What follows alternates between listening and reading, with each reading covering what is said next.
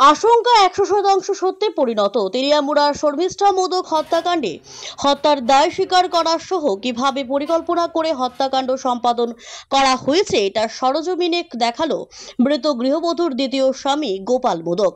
এখানে উল্লেখ করা প্রয়োজন, সাম্প্রতিক সময়ে তেলিয়ামুড়া থানার অন্তর্গত নয়াবাড়িতে বস্তাবন্দি শর্মিষ্ঠা মোদকের পচা গলা মৃতদেহ উদ্ধার হয়। এরপর পুলিশ তার দ্বিতীয় স্বামী গোপাল মোদককে কল্যাণপুর থেকে আটক করে জোর জিজ্ঞাসাবাদ চালায়। এরই মধ্যে কোর্টে প্রেরণ করে রিমান্ডে আনা হয় সন্দেহজনক আসামি গোপালকে।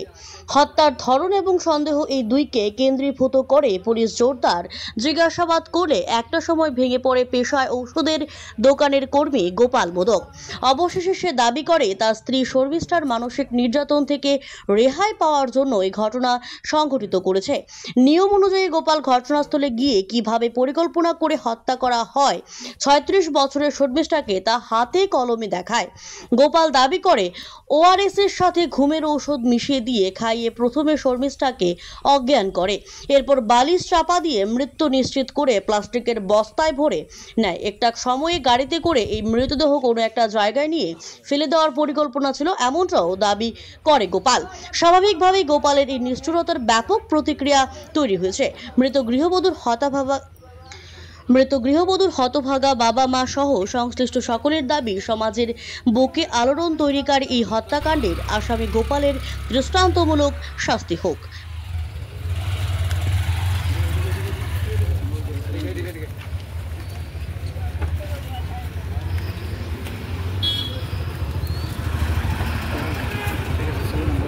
আমার মা বাবা সবাই চাইরা তাই দিকে আমার আইতাম একলা ভাবে, তাই শুধু আমার লিয়ে থাকতো। আমি কই না, আমাদের অতীতে সম্ভব না। আমার মারে আমার কেটা দেখবো, না তোমার মা জাগা মইরা, এটা আমার দেখবার বিষয় না। আর বিভিন্ন ভাষায় গালিগালাজ, মারে তুললা, বাইরে তুললা, আর তাই বাবাটাও তুললা, বিভিন্ন গালাগালাজ। তাই বাবারও তো ডেইলি বকতো, মোবাইলে আমার সাথে আলোচনা করতো। বাবা বিলে অদৃশ্য ক্যামেরা লাগিয়ে রাখছে, তার বেচা কিনি হয় না, মানুষের দাম দূরি করে জায়গা। আর তার বাবা বিলে তেরে একবার রেট করতে আসলো, বিভিন্ন করলাম। তাই বিভিন্ন কসমেটিক্স ব্যবসা করতো, বিভিন্ন মেলা টেলা যাইতো। এটি বড় বস্তা আছে এই ঘরে এইদিকে যাওয়া যায়, গিয়ে বস্তা লইছি, লইয়ার পরে বডিটারে আস্তে আস্তে আস্তে আস্তে বস্তার ভিতরে ঢুকাইছি। এরপরে বাজারে ব্যাগ একটা আছে, ব্যাগটা মুখের এদিকে দিয়া চার্জারের ইয়ে আছে, তার আসলো, এদিকে ব্যাগের জায়গাটা বাঁধিছি। এরপরে ওই ট্যাংটা ইয়ে করে গামছা দেবেন। এবার অনেকক্ষণ সমাধিরা ওই গাড়ির ড্রাইভার দীপঙ্কর শীল নামে আমার চিনা পরিচয়, সেটা ফোন করতে আসলাম। ফোন করছিলাম যে